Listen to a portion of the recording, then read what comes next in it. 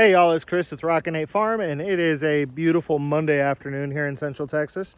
It's actually kind of cloudy and gloomy. It rained pretty much all day, but it is not raining right now. So I'm going to use this opportunity now that I am home from work to try and get this irrigation system knocked out. My goal is to actually have water running through these pipes before I call it quits tonight.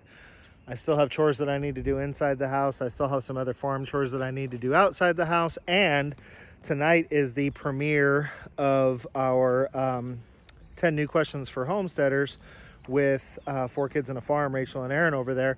So I need to be back sitting at my computer by 8 o'clock after having had dinner. I've got a lot to do. So because I've got a lot to do, I'm going to get to work and give y'all some updates as I go. Let me show you what the plan is though. So first part of the plan, that pipe right there is going to water all of those pots that I put along the fence here. So that's where I start trees and little plants that are too small, or somebody gives me some cuttings.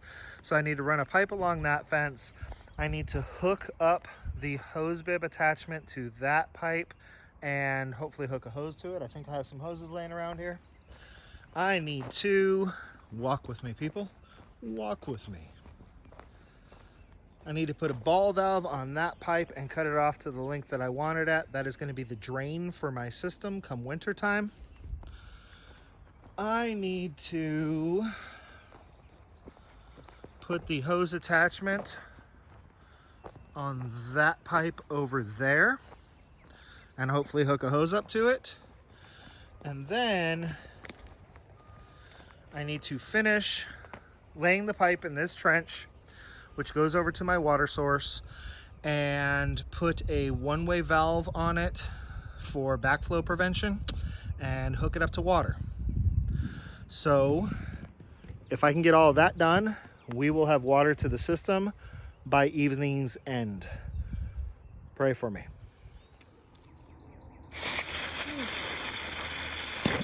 swear I turned it on.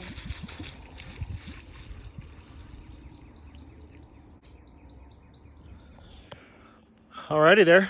So there you have it, my friends. The system is slowly draining out.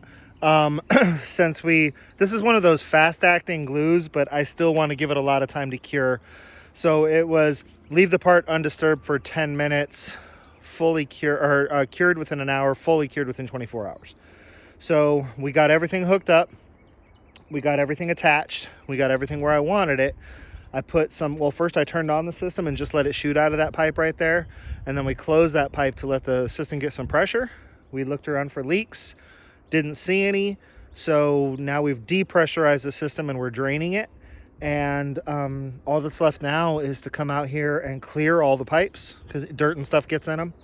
So we'll come out here tomorrow when it's been 24 hours and we will put water to each one of the individual pipes, opening up the end of it, clearing anything that might be out of it, closing the end back up, and then just allowing the system to stay under pressure. I'm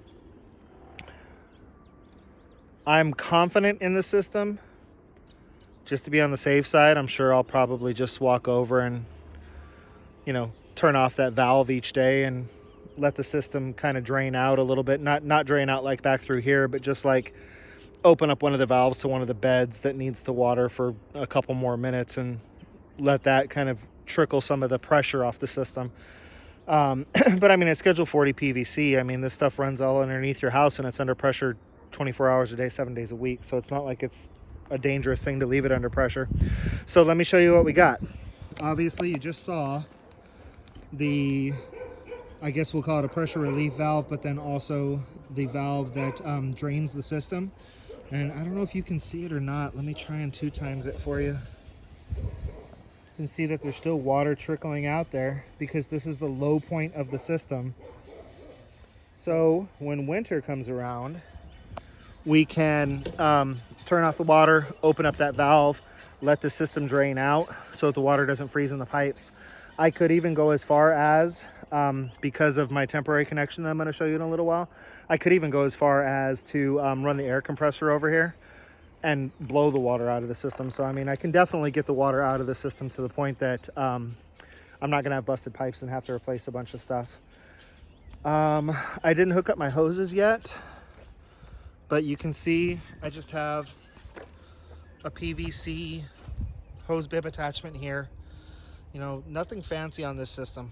I could have gone with an actual hose bib here, but I'm like, you know what? The ball valve and a PVC connection work just fine. The pipe is zip tied to the T-post. We're not going to be doing a lot of tugging on it because I'm going to put a 75-foot hose there. And then on the other side of the garden, oh, and I think you probably saw, but yeah, we ran the pipe for all the potted plants as well. And so we'll put a 75-foot hose there, and we'll put a 75-foot hose over here on the other end of the garden. You can see that that is done as well. Hose bib attachment, zip tied to the fence, ball valve for controlling. So there will be another 75-foot hose here, which means that we can reach every place in the garden within 50 feet. So there's no reason to ever pull all the slack out of the hoses. I may even just stake the end of the hose down to the ground to make sure that it doesn't happen though, because all it takes is one kid, right?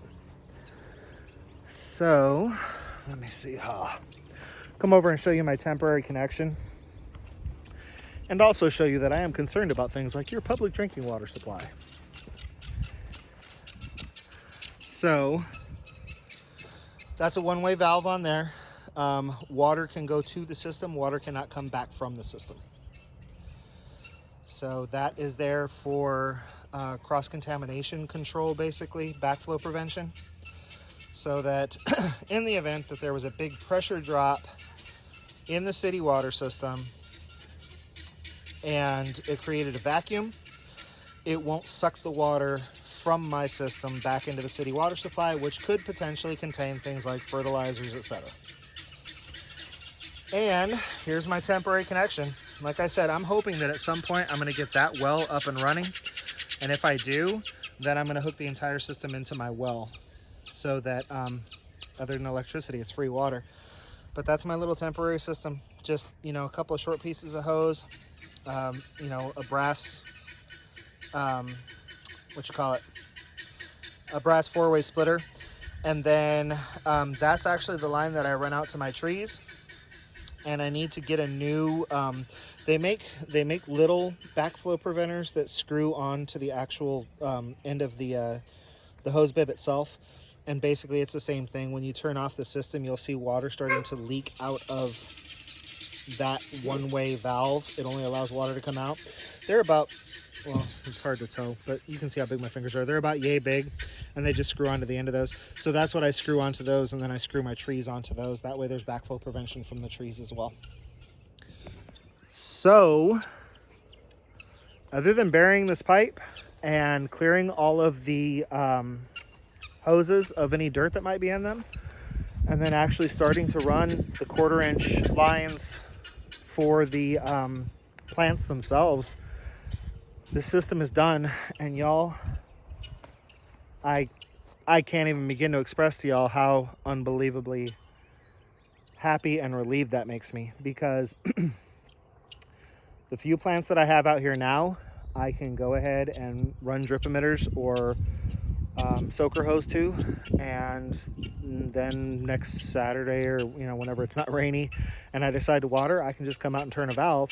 But more importantly, we are now in a position that when we come out here and plant all of our plants and plant all of our seeds, it's going to be a long day of planting, because, you know, obviously we got to dig the hole, put the plant in, cover it back up, fertilize, and then we have to run an emitter to it. So it's going to be a long day of planting. We will get the whole family out here.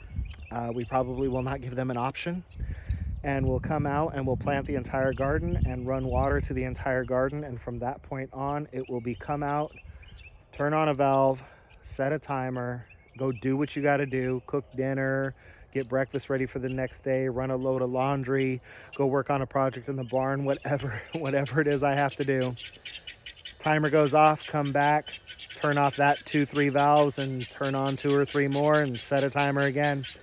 And I'm not going to have to sit out here and water by hand for 5 hours. The system is also something I can expand upon. So if we end up making the garden bigger, which we're going to, we'll just add on to it. We'll just uncover a piece of pipe and put in a T. So when we add our additional beds, that's pretty much all.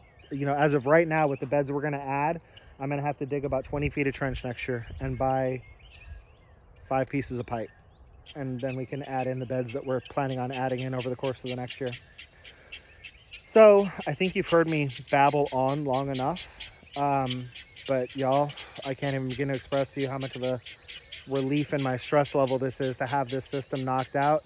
It is currently March 9th. I was just hoping I would get it done by April 1st. It's pretty much done.